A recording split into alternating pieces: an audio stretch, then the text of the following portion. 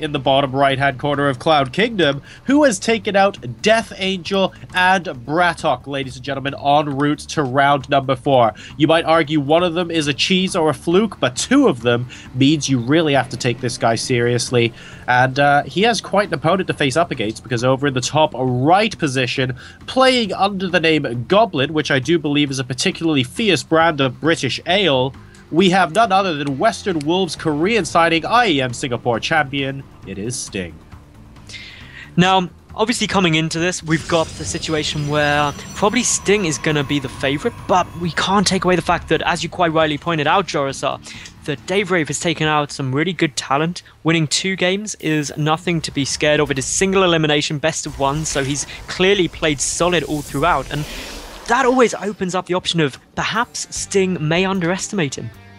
Well, I think on the one hand, I want to completely agree with you first and foremost. I think it's very easy for someone like Sting to underestimate someone he's never heard of before.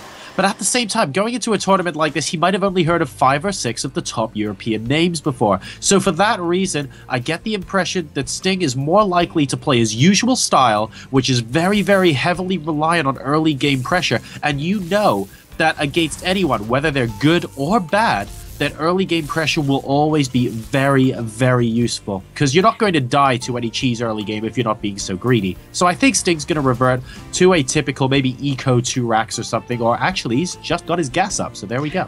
That gas, I'm thinking that early pressure, may we see some Widow Mines early on. Of course, with the recent change, plus 35 damage against shields, that means that Stalkers, Zealots, Sentries all get one-shotted. And that would also make sure that Sting was safe against any early aggression from Daverave, which is very likely with the Mothership core.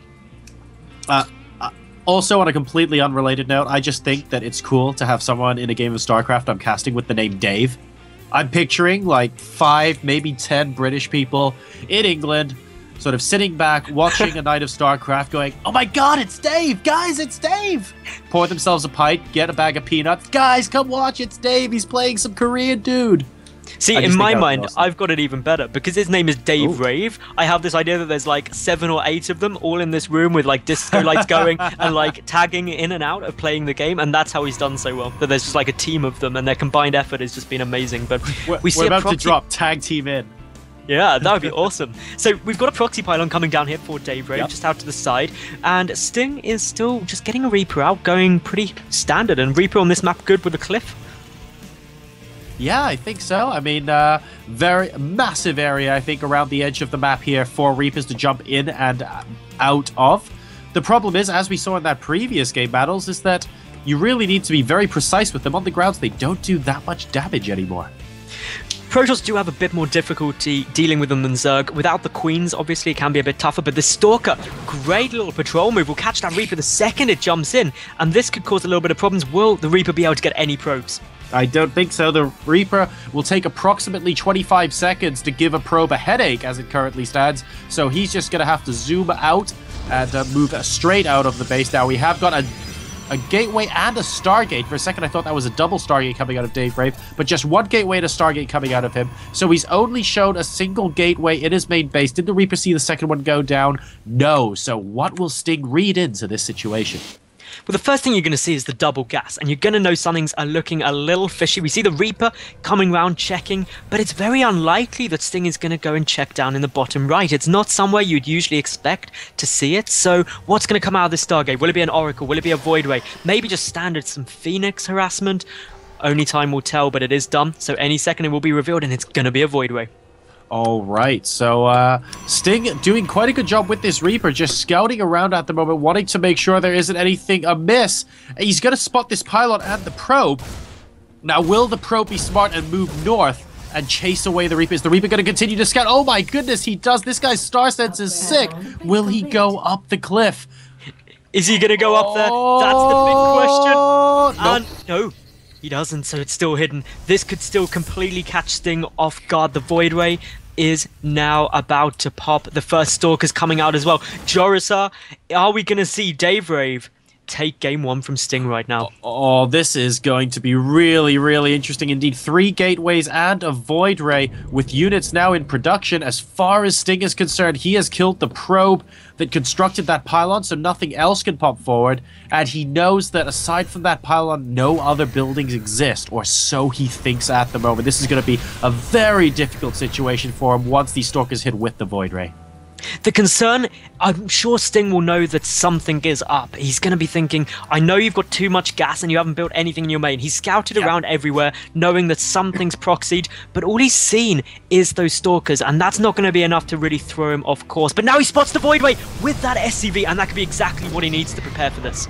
And yeah, I think you're absolutely right there. The orbital command at his second orbital command rather has completed, but hasn't floated down to the natural because he's expecting some sort of pseudo wall, and he was a little bit worried. And here we go up the ramp. The bunker is going to get targeted down any second now. A lot of Marines on the cliff to try and hit these Stalkers and Voiders before they can do much damage. And the SCVs don't get there in time, unable to repair the bunker. And Daverave is inside the main base of Western Wolf Sting. Are we going to see an unlikely victory for him here in game number 1? The Marines pushing him back though with the help of SCVs.